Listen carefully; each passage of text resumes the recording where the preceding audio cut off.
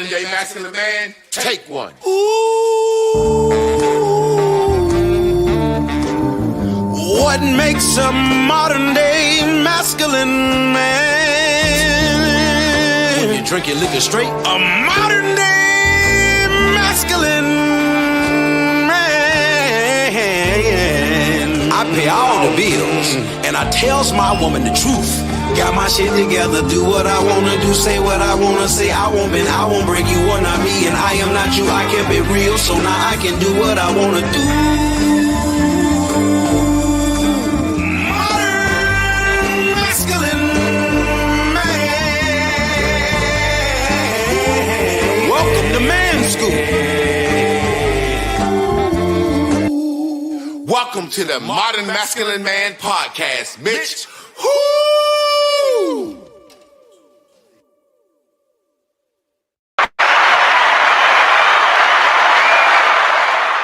Hello, jello, mellow, goddamn it. It's a brand new day, new way, new view, new you. And I'm here with my guy, Red Hat Trab, tonight. And we expected some different stuff from Red Hat Trab. Red Hat Trab look about 10 years younger tonight. You look good, man. Oh yeah. Appreciate that, man. I feel good tonight, man. Mm-hmm. Yeah, sometimes when you cut that beard off, man, I know me personally, it make me feel a little different. That beard and that hair make me feel, I don't know if I feel wilder, angrier. I know in the Bible is a reference, John the Baptist. He was known in the village as a smooth guy, but when he started preaching the coming of Christ, they said he went out to the wilderness. He was just eating the locusts and the honey, and he let his hair and his beard grow. And they was like, ain't that smooth, John? Why the fuck is he looking so wild? So when I got my beard, man, I don't know. They say the hair, you know, we're going to get into some prison talk, but this might be some prison talk. But like we said, there's something to it. So we're going to go ahead and reveal what we're going to talk about tonight. You know, they say your hair is like your antennas to God and your connection. And for whatever reason, in different cultures, they didn't cut their hair. Mm-hmm. When I got my beard or when I'm growing my hair, I feel differently. I feel wild. What about you, man? Well, me being a barber, I got a thing I call mirror work. And, you know, that's every day. It ain't nothing deep. Every day you got to go in the bathroom and stand in the mirror at least 2 times a day, wash your face or something like that. But always being able to, man, go in that mirror and cut my hair and make myself seem new at the end of a day, whenever I choose to, it's like a rebirthing of myself to make myself feel good. So a lot of times, like now we in the fall season and this shit real, man. You know, everything fall down. Your soul do the same thing. We start being analytical. The holidays coming up, Christmas coming up. It's like, man, we have to examine our position, just like the trees. You know, you look at the trees when ain't no leaves on them. Now is the time to realize it's time to cut that tree down. You know what I mean? So for me, when I get down in the fall season, I like to go in that mirror and bring that goatee out because it's something that I don't normally wear. And it gives me a new perspective of myself in a season of change to kind of get away from trying to break that cycle. You know what I mean? Yeah. So you saying that it may not be that your hair's your antennas and all that. You're saying that this right now, the season is changing. You've been looking at same old Trav and the winter is coming. The world is dying. The world is falling. So it's like you saying just going in there and giving your goatee gives you a little different swag, a little newness about yourself. That's what you're saying as a barber. Yeah. Kind of find a new groove in the midst of the season. Like I say, this is the season of depression. Winter coming. It's cold. The sun furthers away. This how it work, and you got to know your position in it. So, like I say, for me, standing in that mirror, man, with them clippers and being able to make myself feel good about what I see, man, that's an empowering thing. Okay. I can dig it. I'm more on the prison talk on this one, man. I feel like when I got my beard and I'm growing my hair, I'm a mean motherfucker. I be mad.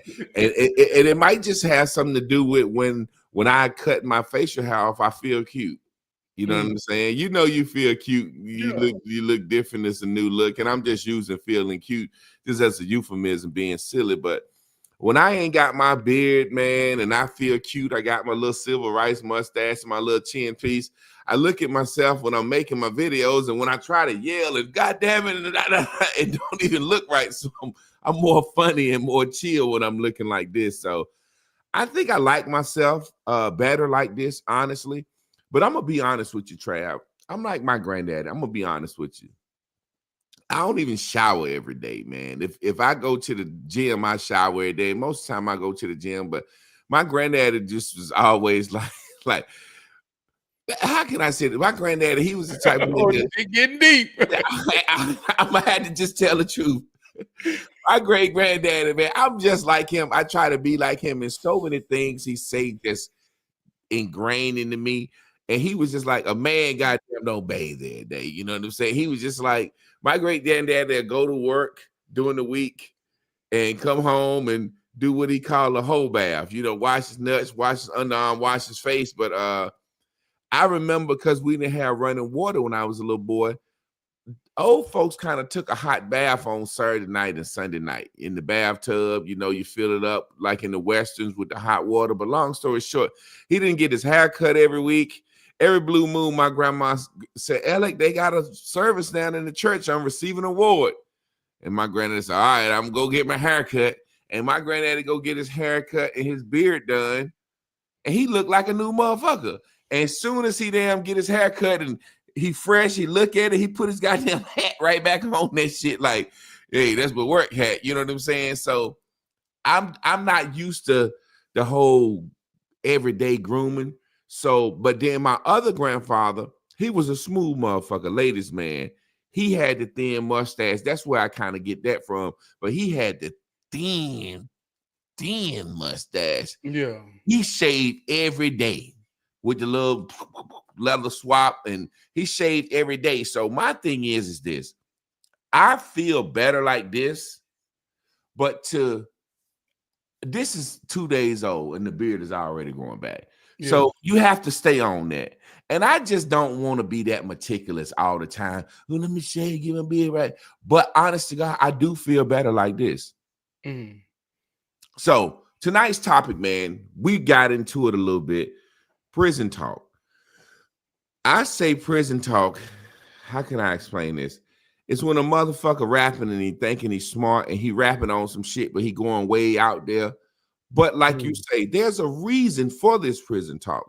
There's a yearning for knowledge. There's a seeking.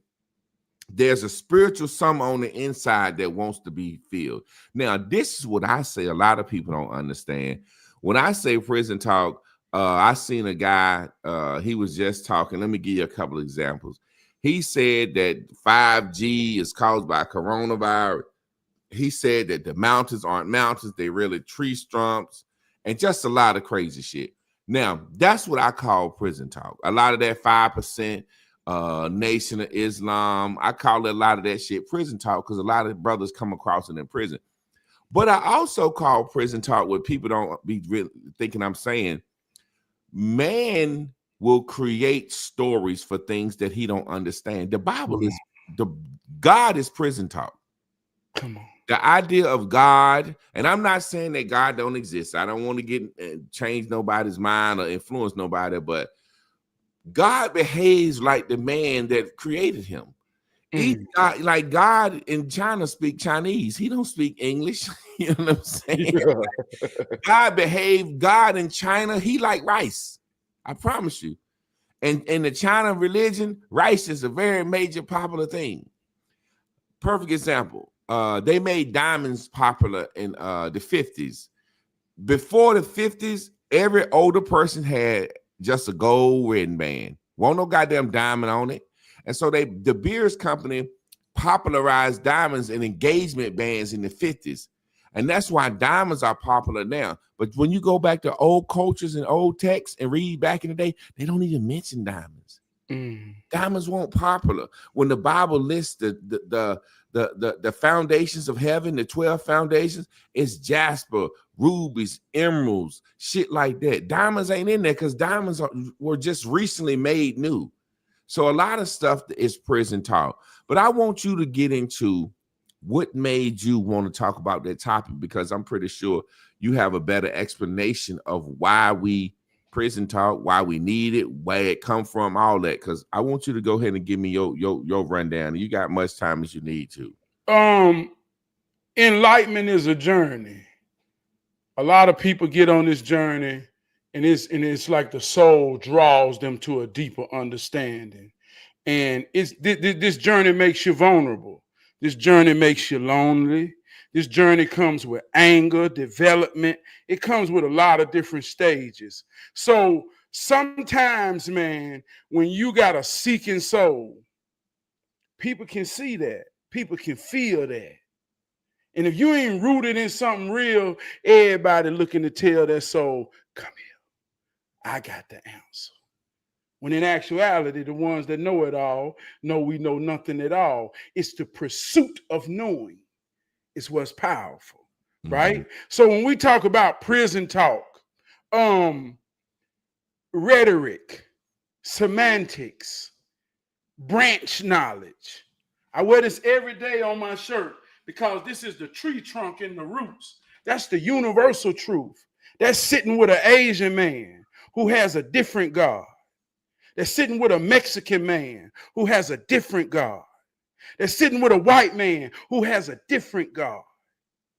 But we can all meet in a place of being genuine to know that it's something universal in this here world that the world don't really want you to understand. But when you get that point, man, that's a powerful thing.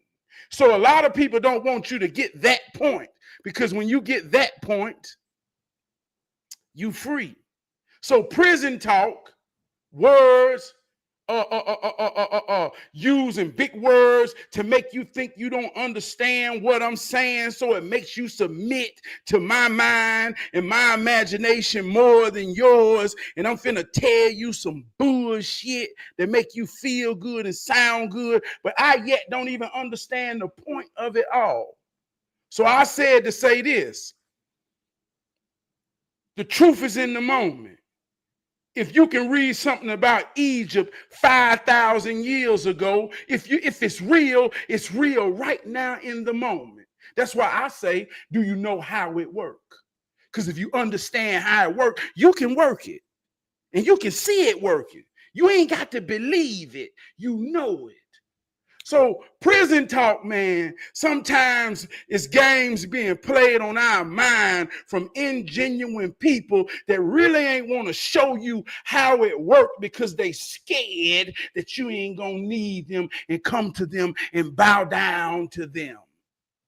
Yeah, that's amazing how you broke that down, man, because, you know, a lot of times the prison talk it's used for that. It's used for that meaning, but originally it wasn't disingenuine. I give you a perfect example. When I was growing up in the black church, which is prison talk, you know what I'm saying? The shit that they taught us, they didn't know what the hell they was talking. You know what I'm saying? And the only people that got on it was ex-cons that wanted to be pastors. You know what I'm saying? And when I was growing up in the black church, stuff like speaking in tongues, yada yada, both sides, yada yada. They were taught that and did that. And like you said, it got to a point where it wasn't disingenuine, but when they started using it to control, they started using it to say, well, if you can't speak in tongues, you ain't got the Holy Spirit. If you can't speak in tongues, you a sinner. So it made people just start yali, yali, yali, yali, yali, yali, yali, oxen free out of the fucking blue, because you feel like if you don't have this type of knowledge or this type of spiritual gift, that you're less than somebody. It's amazing, like I say all the time, there are not a lot of men in the Christian religion, because the Christian religion is kind of effeminate and the pastors preach to women. But then when you look at Islam, Islam is full of men. You go to the mosque, it's full of men. I had a homeboy that used to cut my hair, said, man, you get a free cut, you come to the mosque. So I would go to the march from time to time just to get a free cut. You know what I'm saying? And it's full of men. And I used to always tell him, and he used to always say that, I'd be like, but that's because it's niggas that's ex-cons, man. Niggas don't come to this knowledge until they get locked up and sit down. And then when they get out, they still be similar people. Like Malcolm X is one of the biggest frauds ever to me. And people can say what they want. That's just how I feel about Malcolm X. You know, Malcolm X is a perfect example of today. You know what I'm saying? Nigga go to prison. And most of the brothers I know that go to prison join the Nation of Islam. It's a different form of protection other than being in the gang. You see what I'm saying? And most of the brothers join the Nation of Islam. And then when they get out, they start speaking that shit. And Malcolm X did the same thing. When he got out, he started talking that shit, but he was gifted. He had the gift of gab regardless. Like you say, show what you say. I always say, show nothing, Bruce Leroy. The glow is the glow, whether it's yellow or it's red. You see what I'm saying? So Malcolm X had that glow before he went to prison. And when he got out, he used that same gift of gab and that glow, and he became big. He was big. He became like the #1 minister for the Nation of Islam. And we all know history says he got a little big-minded and spoke on John F. Kennedy. And the Nation of Islam almost lost their nonprofit status because that's a church. You know what I'm saying? So when he spoke on John F. Kennedy, Elijah Muhammad said, ho, we got to sit your ass down. And he was only sitting them down for 90 days. And Malcolm broke before day 30 and went and told everything he knew. I heard he messing with young girls and the Nation of Islam is a gang. And it's like, yo, bro, you couldn't take 90 days of silence. That's an ex-con nigga. That's a prison nigga to me. That's a nigga that turn on the man that made him who he is and go snitch on him. You said you knew about the little girls beforehand. You didn't say nothing beforehand. You didn't say nothing till you got sat down. So to me, that's what prison niggas do. That's like Young Thug and them telling on each other. Oh, he got caught telling. He got caught telling. Now that we know everybody tell, the snitches want to be friends. That's what prison niggas do. There's no honor amongst thieves. There's no code. Like you say, this man coming in, I'm going to pray on him, put some knowledge in his head, give him some game because he's vulnerable. Like you say, the soul whispers and they saying, shh, hey, come here, come over here. It's just, to me, like you said, I never looked at it like that. A person is really, really searching and somebody looking at him like, oh, he can be a tool for me. If I can put this bullshit in his head, let's astral project. We can sit here and meditate, and before you know it, we'll be in Mexico somewhere. Motherfucker, that's called using your imagination. We're going to astral project to the sun and shit. Man, we suffer because we look for love in all the wrong places. And that ain't deep. It's simply saying we look for love on the outside more than we understand that it starts from the inside. Inside out, not outside in, right? But I want to get, I want to just say it in a vague term, religion, right? And words is powerful. Words create the branch that we hang on. Just listen to this word, religion. But if you take religion out and put this in place, this universal truth, discipline. Every religion is just a form of discipline to get you to a certain position, place, and understanding. See, a lot of brothers go to prison, and it's something about it's something about the Islam a structure of discipline, posture, the way a man stand, and the way a man move that attracts something in his nature. So when he in prison, that discipline look like something that he could hold on to. See, it ain't nothing but discipline. Give you an example. Dr. Sebi. He's a charlatan or was a charlatan. And some people might say, well, man, how can you say that? He this, he that. Well, we always looking for somebody who's this and that more than we understand that this and that is already talking to you inside and can't nobody hear but you don't want to listen to this and that, what that is saying. So we'll take Dr. Sebi, who will give us the idea that he's more powerful than you could ever be. And he'll sell you a bottle of green juice. And he says, if you drink my juice every day for 30 days, you will be healthier, you will be stronger, your mind will be clearer, and you will be a newer you. But my juice costs $75 a bottle, and you can make, God say, whoa! But what you don't get is when he tell you the instructions and discipline, he say, while you drink my juice, you must eat all vegetables and fruit. You must not eat after 6 o'clock. You must walk 2 miles a day. You must focus on positivity and drink lots of water. And people will get this juice and say, oh man, Dr. Sebi done save some people. He gonna save me. And we'll go follow all the directions and discipline, and we'll lose weight. We'll become stronger. We'll become everything through the discipline of the directions. And at the end, we'll look at the goddamn juice and don't know what don't even realize we've been working the real life truth that's free to all of us. You ain't got to pay nobody for that. It's a placebo effect. I'll tell you something, Trab, and this is some real shit. Like you said, if it don't work now, I believe it's all in nature. Now, this is something I will say from experience. I stopped eating meat and I was vegan for 4 years, right? And the type of vegan I wasn't eating no processed fake plants. It's no shit. I just ate none but veggies. Me and my boy Artie, we used to always work out together, weight lift and run. And when I stopped eating meat, Artie used to always beat me in the short distances.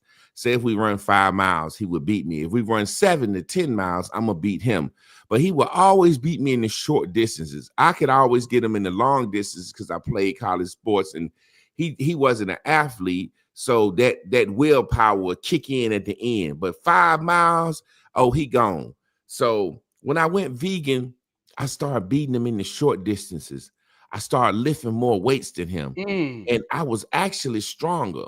And so I look at it like this: a gorilla don't eat nothing but plants, and that's a strong motherfucker. So it's certain things and certain plants that we need.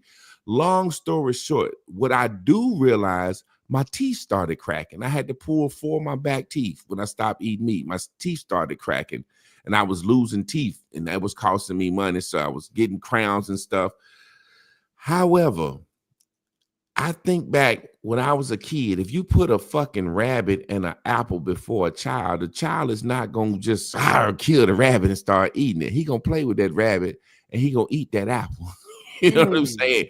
It's certain things that we just know in nature that no matter how we cut it up, I like meat. I grew up on a farm. I love pork, but I was healthier, stronger, and more vibrant. My mind was clearer when I wasn't eating meat. Now, I don't eat a lot of meat now, but I do love pork chops. I love that hog, man, really. I don't eat a lot. I might do a brisket from time to time. But I do notice when I eat and I don't eat meat, I'm not instantly sleepy and groggy.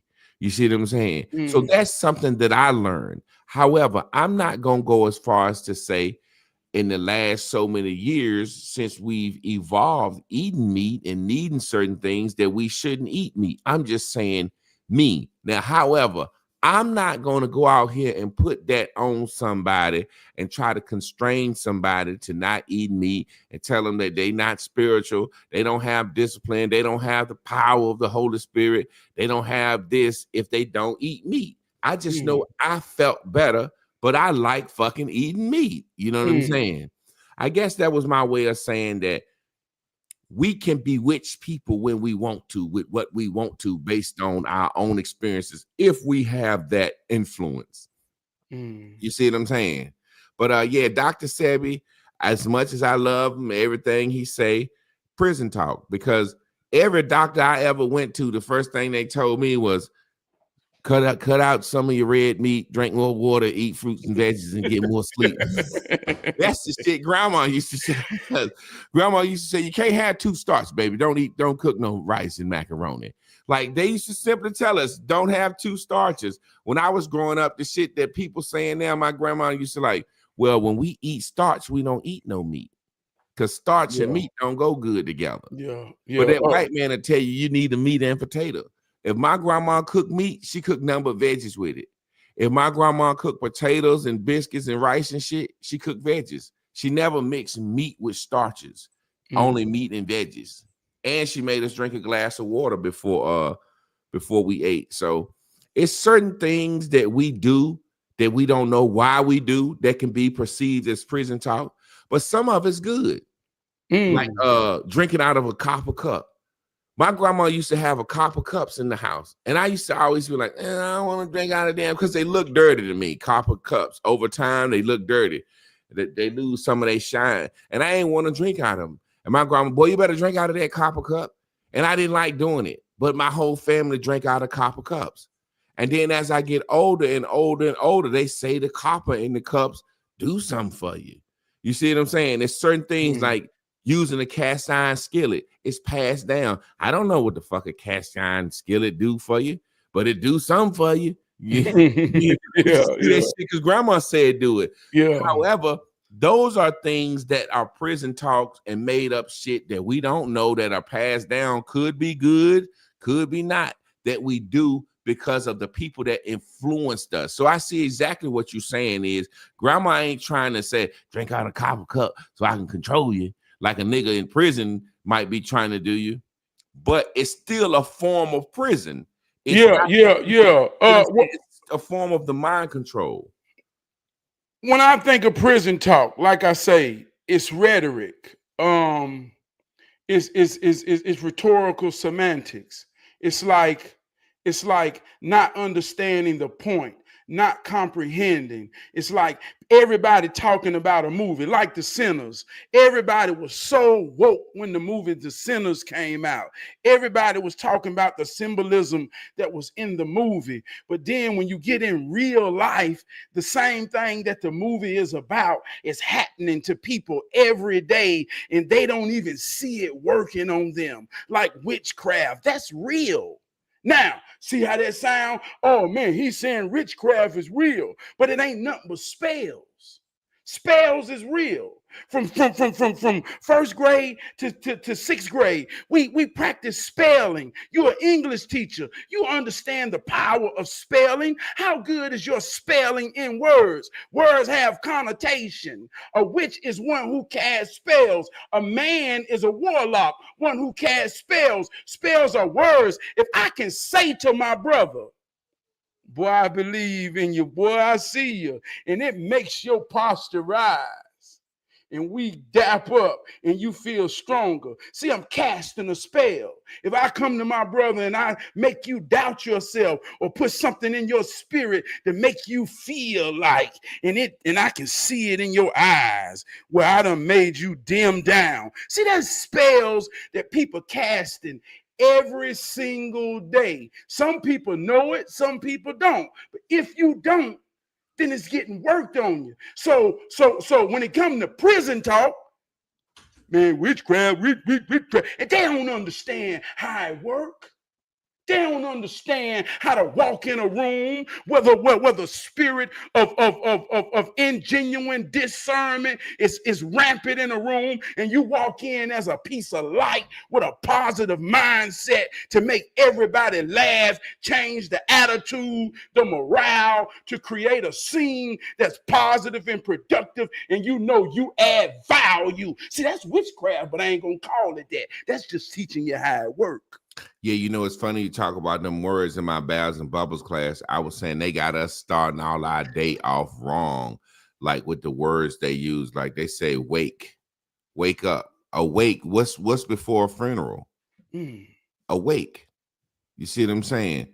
That's what right before a funeral, they have awake. And what that was back in the day, motherfuckers could go into a coma or anything, you know what I'm saying? Or motherfuckers can be unconscious, you couldn't breathe or whatever. So what they would do, they would let your body lie and wake for days, 3-4 days, and everybody come visit you the day before the funeral.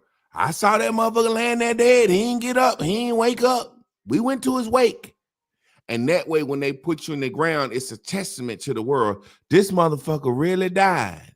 Because what they used to do, motherfuckers would fake their death or change their name or anything. So they came up with the concept of a wake. You know what I'm saying? Okay, now everybody in town that witnessed this motherfucker laid out, he didn't get up, we can put him in the ground. But they said, wake up, right?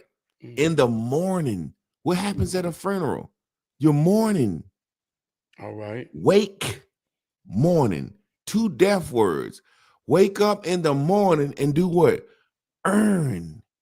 Wake up and go earn a living. What do you put a dead body in? When you burn it or earn. So they tell us, wake up in the morning and go earn a living. How? Wake is death, morning is sadness, earning is death, and now you put all this on a living. That's why it's so hard. We say stuff like, shit, what you out here doing, bro? Shit, trying to make ends meet. Ends don't meet. They go in the opposite direction. Ends won't meet. Oh my God. Look, boy, this powerful, man. This real, this some real shit, right? Now you see how you broke that down. And it's somebody, I just saw this the other day. Somebody was using morning. They say, man, we say morning in the morning. But watch how you break this spell. A homophone. It's 2 words that sound alike and spell different. Morning is the beginning of the day. To mourn is to have emotional feelings at death. So I can break that whole spell by just understanding English language in the context and rules of the art of literature, saying I can use homophones in lyrics and to create. You break the whole spell. You see how that worked out? And that's what I mean when it becomes prison talk, when you don't know how to move in and out of it when it's time to or not. Because now we got people that's going in a room where good morning is a sentiment of the sun rising and shining and saying, I'm a son and I do like the sun do. Morning is when I come out of darkness. Good morning, everybody. And it's a prison talking motherfucker. And we don't say it, and we don't say it with we say good morning as a way to really pep a motherfucker up, because they know ain't nobody feeling good at this time. You feeling you were laying in your sleep, you were feeling better. As soon as you woke up, you started mourning, like, damn, new day. That's why the old folks in the Bible said celebrate death, because the mourning is over. You don't have to mourn anymore. You don't have to get up anymore. I would be crazy to not sit here, since we talk about that, and just go into like the esoterics, not getting too deep, but just having to be honest. Like the word spirit. The word spirit comes from espere. It's a Latin word. It means to breathe. It means breath. Now watch this. You have a cardiovascular system. That's your heart, right? Well, you have a respiratory system, and that's your lungs. And that's what you breathe with, your respiratory system. The Bible say that man was made from the dirt, because all of in our body right now, we got all the elements of the periodic table: zinc, magnesium, calcium. We got some copper in our body. We got some lead in our body. So we come from the earth. But then they said God breathed in the man, and he became a what? Living spirit. Now, watch this. When we die, we say what? Our spirit goes back to heaven. Well, our last breath is what? When you breathe your last breath, where does it go? It go back. That's why the Bible said Jesus was on the cross, said, our Father, and he gave up his spirit. He breathed his last breath back into heaven. Now watch this. When you see a person laid out on the ground and you think they dead, what's the first thing you do? You touch them. Do they got a pulse? Are they conscious? If they not conscious, that mean they what? They not breathing. So what can you do? You can put your hand over their mouth, mouth over their mouth, and give what? Give them air and keep blowing your air into their body, and it'll wake their ass back up. And guess what'll happen in that moment from somebody that don't understand how it works? They'll witness you create a miracle. And they'll call it God. Bring somebody from the dead. And they'll say God did that. See how that works. Let me say this, man. No matter where you at on planet Earth, mourning happens at different times. Just like in California, they mourning happens 4 hours behind ours. On the other side of the earth, it's morning now. They had morning 9 hours ago. But everybody sleep during the night unless you working. So this is a universal truth, no matter where you at on planet Earth. And if you living in a structured way of society, in the way people work, then everybody has a bathroom. And when they wake up, it's a natural order that you got to go at least clean your mouth out for the day, prepare for the day, and look in that mirror. This ain't deep. This is a universal truth. Now, when I hero train with children, I try to give them a discipline to carry themselves through life. I say from the first time you get out the bed, no matter how hard it is, and sometimes it get hard. On the days I got to go to work, man, it's hard getting out the bed, but I still got to go run the play. When I stand in that mirror, in my mind or whether I say it out loud, I say, I am strong, powerful, beautiful, love. I teach this to children. I have a camp, word of the day. Everybody got to bring a word of the day to build yourself up. This is how it works. If you ain't going to cast a spell upon yourself every day, then who you going to allow to work it on you? And this ain't got nothing to do with black people. This ain't got nothing to do with no kind. This how it works, even in a language that you know nothing of. When they look in that mirror and see themselves in their own eyes, if they don't have an affirmation, see how I made it sound woke and deep. If they don't have a word that they look in their eyes and say, regardless of what, boy, let's get it. Boy, let's do it. Good God Almighty. If you ain't saying that and you leave that mirror, you looking for somebody to say, come here, and you bait. You bait. And somebody gonna put that shit in your ass. They're gonna put it in. It's funny you had said earlier the word religion, and it comes from a Latin word regulator, which means to regulate. It's a discipline. It's a set of rules and principles that you do daily. You ever notice that the motherfuckers that say they not religious and say they spiritual, they're not disciplined. Anytime you see a motherfucker say I'm spiritual, they don't get up and go to work every day. They not disciplined. The people that are religious are disciplined, meaning this. How can I say this? Spiritual mean I'm just breathing. I'm just getting up. I'm just living my motherfucking life. You know, most of the people, and you look at niggas that say they spiritual, they don't got no 9 to 5. They don't have no structure. They don't have no religion.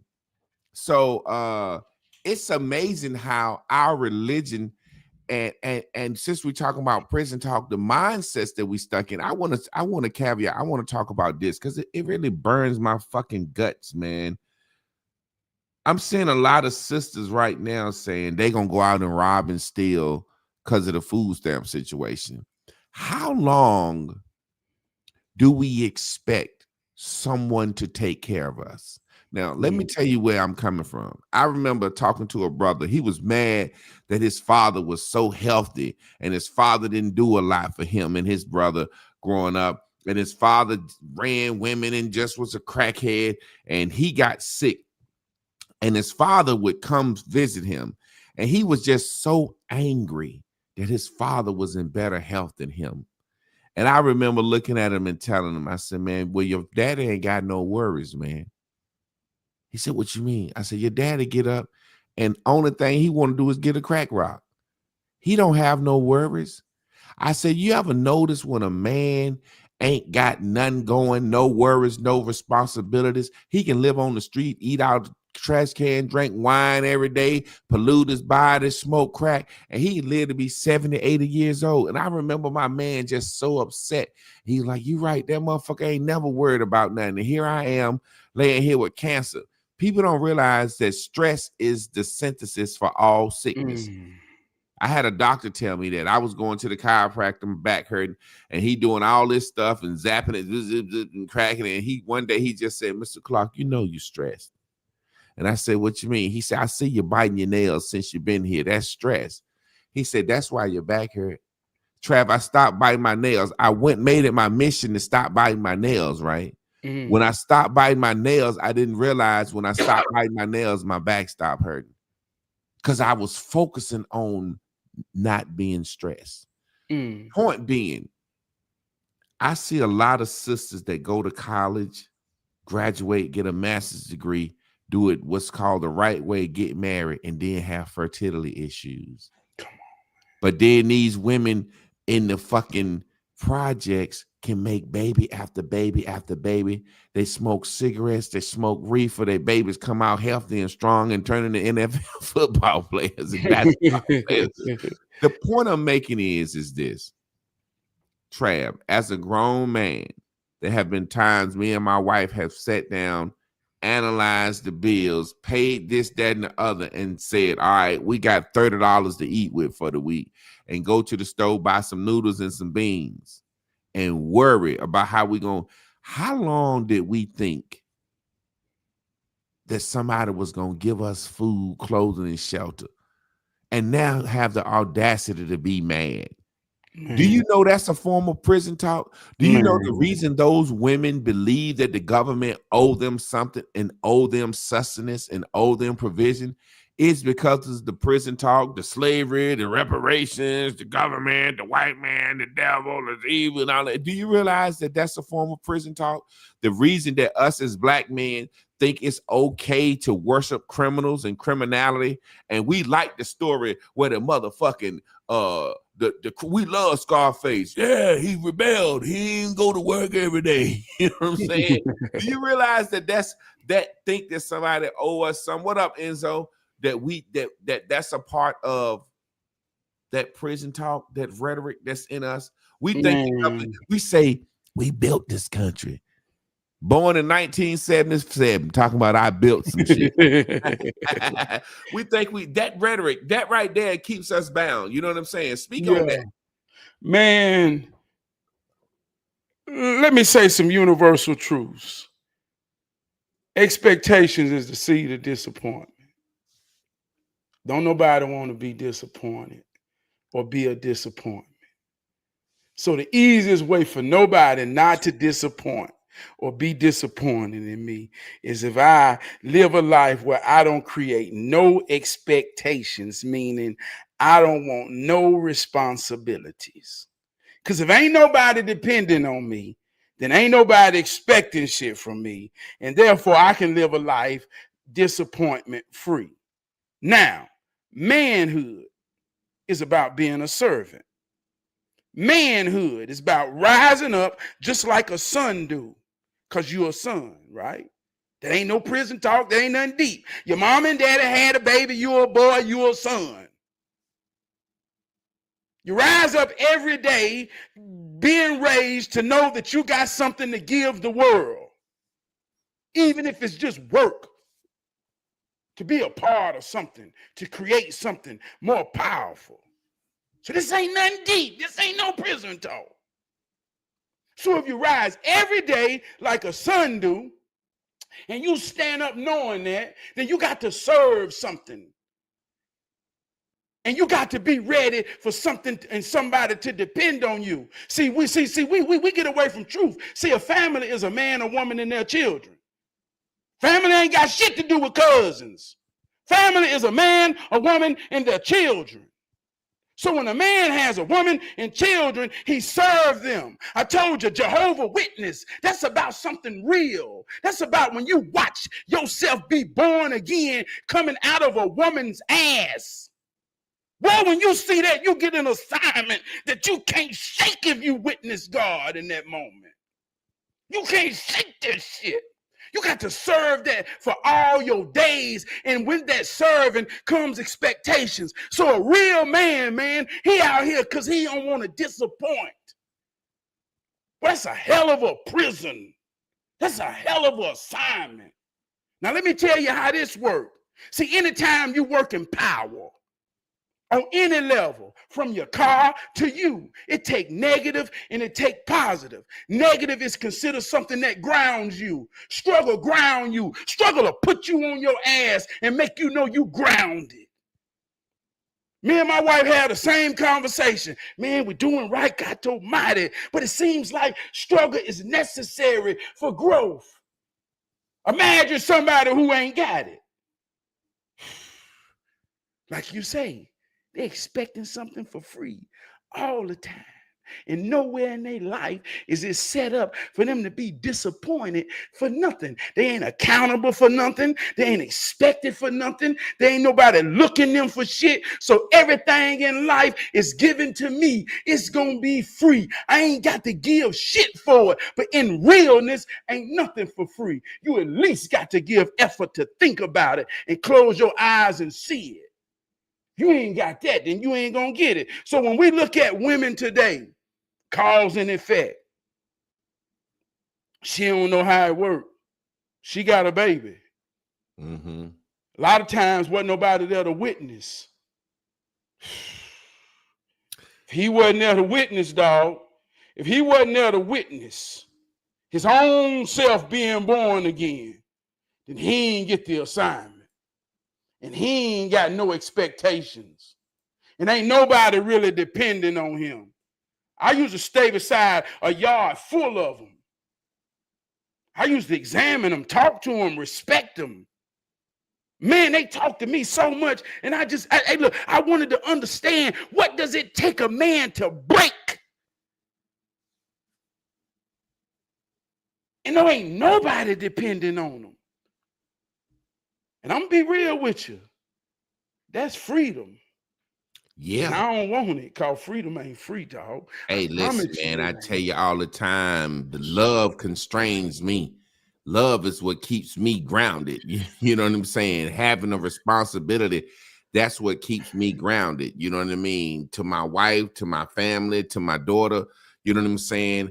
It's amazing, man, because when you think about it, now this is where people get mad at me. The people that don't have the responsibility walk, talk, dress, act, and everything the same. Think about these women. They have created a culture out of poverty and bad decision making. And guess what they call themselves, Trav? Watch this. What? Baddies. Guess what else they call themselves? Barbies. We little girls playing all the. Think about this. Like when they said baby boy, I'm in the crib and I'm a baby. Think about this. You a baddie, you a Barbie, right? All of them got the same hairstyle, same lashes, same nails, tattoos everywhere on their neck, all over their goddamn arms. They think that they have become a culture of baddies. No, you a culture of poverty. Low-stricken mindset. This is what poor people relying on the government do.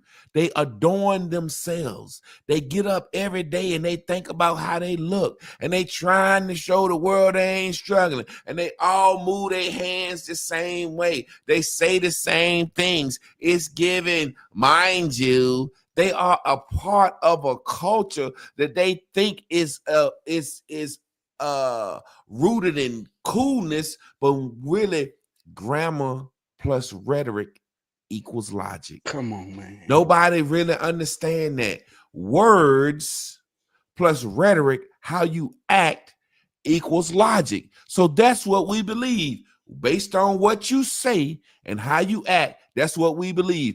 I ain't never seen a man get his dick sucked. I ain't never seen a man get fucked in the ass or fuck nobody in the ass. But I believe in gay people because how they talk, act is believable. Think about this. Grammar plus rhetoric equals logic. There was a time back in the day where black men could go up and do something illogical. That's why I love the founder of my college, Dr. James E. Shepard, is a liberal arts college. There's seven liberal arts. The first of the three, the trillium, is grammar plus rhetoric equals logic.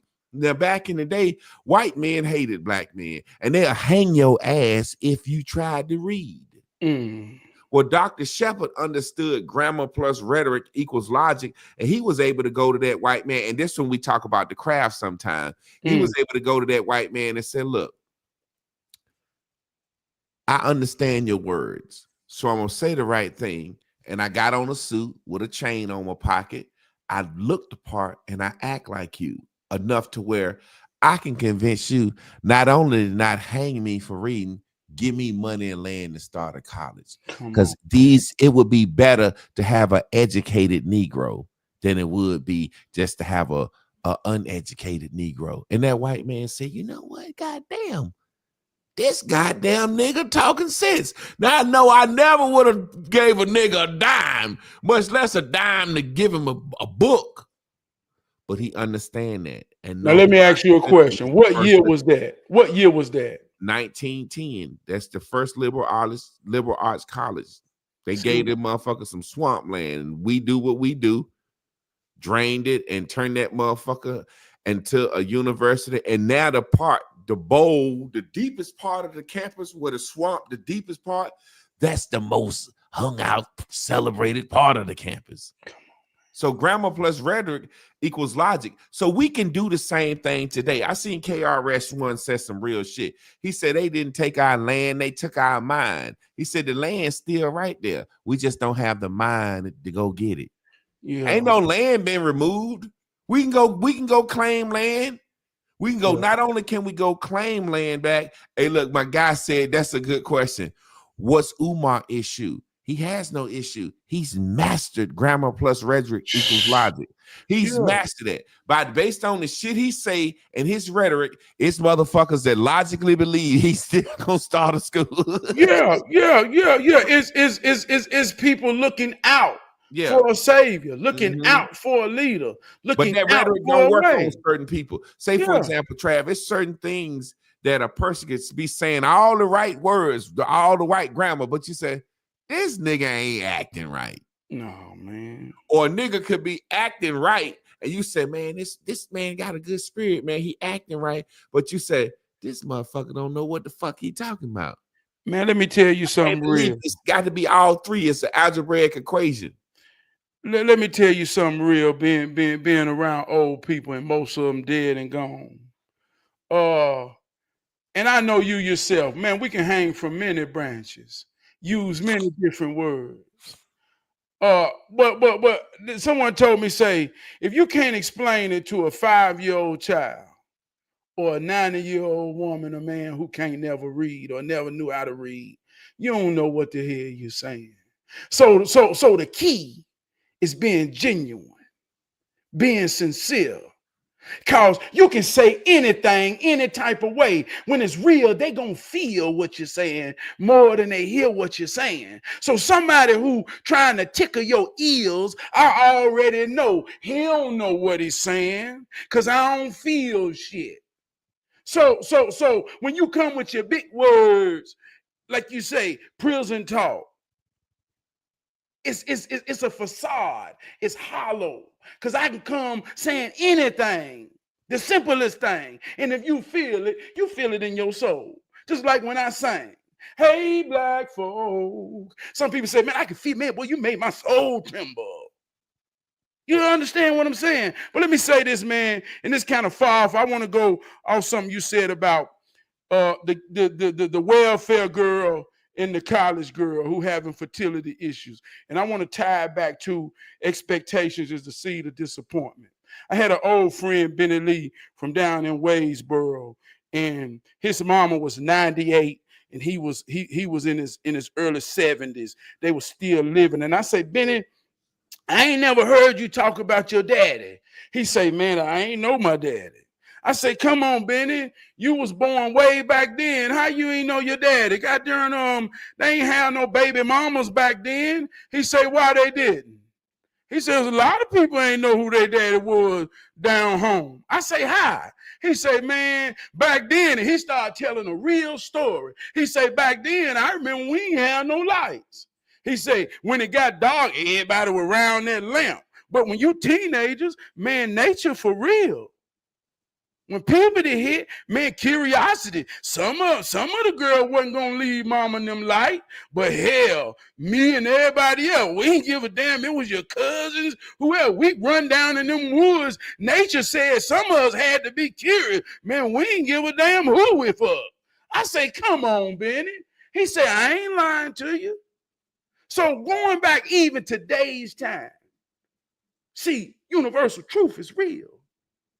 No matter where you at, no matter what race you is, puberty is God's language. When that thing click in a young boy mind and it come out, there's a bell that go off, say it got to keep coming out. And even if he don't understand till he get to a certain age, till he can be having a companion, the body will fuck itself. It's going to still come out because it got to come out. So the same thing working over there. But then we get these social constructs. See, I was in high school, I was cool. See, a lot of time the illusion, the ghetto girls was the hoes. But the ghetto girls wasn't really the hoes because they didn't have opportunity and freedom. They got off the school bus. The mama was at home waiting on their ass. Ain't nobody working. Ain't no alone time unless you got a car to isolate them and take them somewhere. But it was the good girls who had trust, who mama and daddy, who went to work, who had freedom, who had a long time because they had expectation. And these same girls went to college, dealing with the natures of life, with expectations on their head, fucking like everybody else. But guess what? We talk about abortions in politics. We talk about freedom, but we don't realize people make some real defining decisions in life because expectations. And I don't want to disappoint nobody. And a lot of them become professional careers. But see, this thing is about real, man. It's about the positive and the negative. It's about the man, it's the woman, it's about the dick and the pussy. And this gonna happen. It had to happen. That's why we here. That's why people gonna be here. So when we don't see how it works and we get all out of context using words to not understand, man, look at the expectations we can put on our daughter that go to college and fucking like everybody else in nature. The girl in the ghetto, she ain't being exposed to real men. She being exposed to her environment and don't nobody in the environment understand how it works. So she fucking and make babies. And the college girl fucking and aborting babies because it's a Come different on, level man. of expectation. And let me say this. This ain't the shame. This ain't the say, this ain't good or bad. This ain't right or wrong. This how it works. And if there are sisters that know this real, then you got to know we got daughters and sons that's going through the same cycle. What expectations are we putting on them based off what we don't understand? See, that's what's real. Man, you know, it's so crazy because it's funny because a lot of people, my friends would say to me, man, you ain't got no babies yet, blah, blah, blah, blah. And I was like, man, I had different expectations. People expected me to go pro. I couldn't get no girl pregnant at 19. I was fucking, but I was using rubbers. And people I would always say, you didn't plan that child you had. That girl had that baby. You ain't want that baby. Now you trying to shame me because I ain't got no babies. But yes, it's crazy because, like you said, the expectations. When I was growing up, the church girls on the church trips, we could finger them on the church bus because they just expected them to be good girls. Like we literally would go on the church vacation Bible school, Bible verse, church vacation trip, and they would let us sit in the back with church girls because they saying, oh, these church girls, and we back there fingering the good girls, the cheerleader girls. The only way we could get some pussy was the girls that stayed after school. Those were the athletes. Those were the cheerleaders. Those were the girls in the extracurricular clubs. So, but because things were expected of them, they used condoms. They had abortions. Whereas the ghetto girl, she didn't have a lot of access. So her first time getting pregnant was some older guy or some boy that they know what he was doing that didn't have no expectations of him. And he fucked her and she got pregnant her first time. So I just remember growing up, a girl that had something going for her life, if you didn't have a condom, she would look at you like, are you fucking crazy? I got something going. I'm going to school. I got to take over a business for my mama. Like, so it's just amazing, man. But you said something that I wanted to speak on. Go ahead and take over before we get out of here. I'm trying to think about, you Oh, said it's something I time to wanted to go. speak Man, it on can't because be time it to was so go. amazing. I Man, know, it right? ain't time to go, man. It ain't time to go. Oh man, it ain't time to go, is it? God damn, we talking good. Yeah, man. But like I said, that whole idea of prison talk will keep you bound. I remember my students saying, when I get older, I'm gonna have a baby so I can get me an apartment and get a flat screen TV. And I just laughed at that shit, like, wow, it's really being incentivized. And now it's gonna stop. It's Yeah, going to have to slow down. yeah. People are going to have to say, you know what? Should I have a baby with Craig? Craig ain't got shit. Should I even have a baby at all? And because I'm gonna be honest with you, nobody says this, but I'll be the first to say it. And I have a special needs daughter, but you know what I'm saying? Sometimes having a special needs daughter, it's more shit you got to go through with doctors and therapists and blah blah blah blah blah. But then it's sometimes it's less because she ain't running around doing everything the average 4-year-old would do. So what I'm saying all this to say, having children and taking care of them is a fucking responsibility. It's a burden. Children are not assets.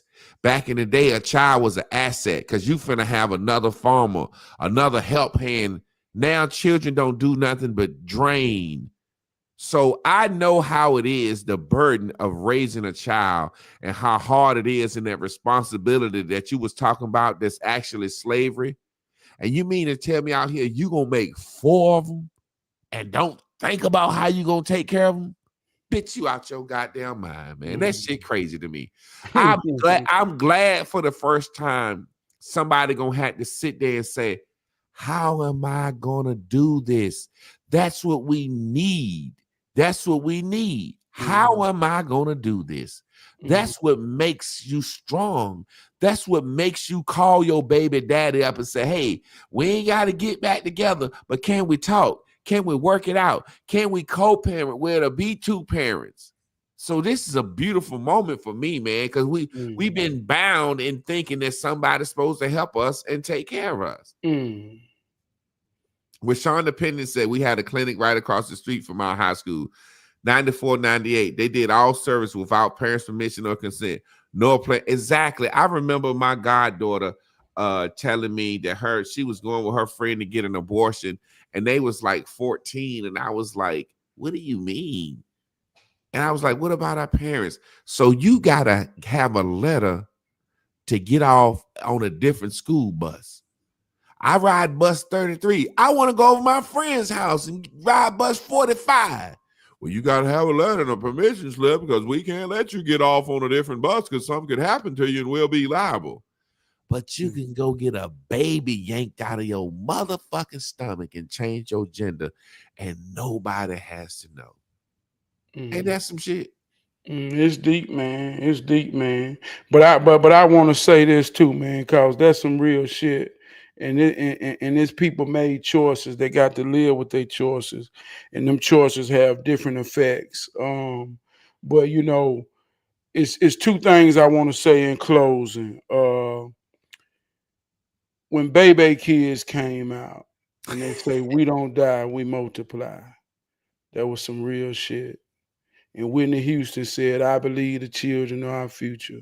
Teach them well and let them lead the way. Show them all the beauty they possess inside. Give them a sense of pride. And that's one of the first songs in my generation that we knew by heart and could sing together. But when we talk religion, when we talk politics, and we talk all of this bullshit that's being played on our mind, I want you to understand what it's really all about. It's about that man and it's about that woman. And it's about them coming together to create that child. That's the Trinity. I wear it on my chest every day. mother, father, child. And I don't care who you are on this planet Earth, you are one of the three, right? So I'm saying this, if you want to go research something, go research the birth rates in the world. Research the birth rates in America. This is a real number. Research the birth rates. At one time, we didn't die. We multiplied. I asked the old man, I say, y'all talk about the summer in the fields all the time. What did you do in the winter? Made more people to help. See, right now is a time where depression runs rampant. Ain't nothing pull you through other than love, having a companion when it's cold. We say rhetoric about, boy, it's cold, you gonna get you a girlfriend. No, that's what the soul needs right now, man. This shit real on us. So look at the birth rates. We ain't making families no more. We hear people like Charlie Kirk say a statistic and we think it's racism. Now go look at the birth rates. We ain't multiplying no more. We died. But you keep hearing everybody catering to the Mexicans, to them Hispanics, because they come in here and they fucking and they making families. And they know that's the future. That's the new black voting base. They know that's the future. And they ain't got no expectations. They ain't coming here being able to be put under the mind game, the witchcraft of wanting or thinking you're going to disappoint somebody. They ain't in that era. They come in here they come in here to work, and they bringing their women over here and they putting babies so they can put roots down in this land to be a man and a woman raising their children in the greatest land on planet Earth. I'm talking about now. I ain't talking about 300 years ago. I'm talking about right now. So we got children. Man, they let 30 million immigrants in here in the last 4 years, and we only have 42 million blacks since slavery. They, like you said, they are literally bringing in people to replace us and to replace the American-born Mexicans who have turned white too. See, American-born Mexican, a second-generation Mexican is white now. He got the Asians are white now. Look, they come here, and this ain't no shit. This real life shit. They come here from a country with a culture. I'm talking about right now with a culture. The first generation that came here with a culture is my age. They children are American. And they children have a posture, a mindset, an understanding, a position to know where they is in America. And I work with them, I lead them. And they look me in my eyes and tell me, I never met a black man like you. And I say, what that mean? They say, I never know they like you. And I get so offended because they ain't never met no black people. They just done met me. But the idea of us. It's patriotic to hate black people. When you come to America, that's what they teach them. It's patriotic. They teach them motherfuckers that shit at Ellis Island.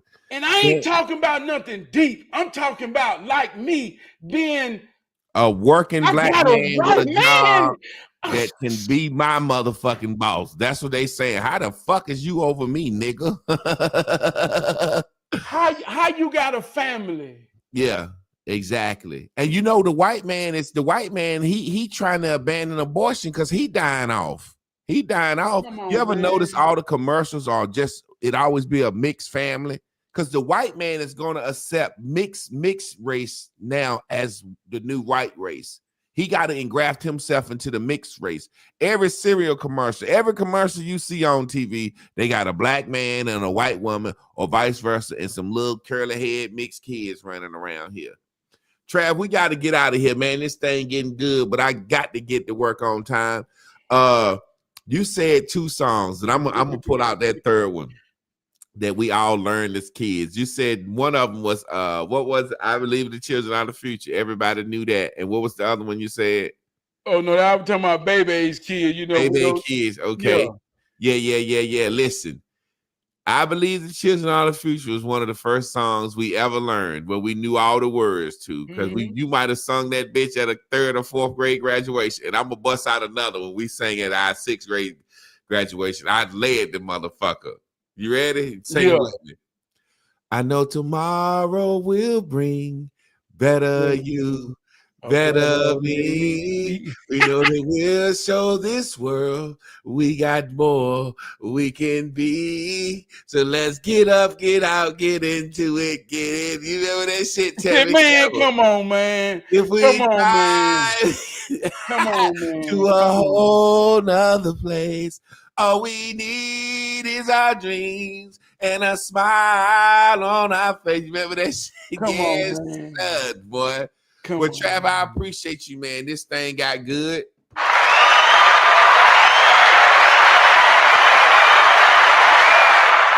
Y'all stay tuned in, tapped in, turned on to next week to Tough Talk Tuesdays, where me and Trav will be having a tough conversation.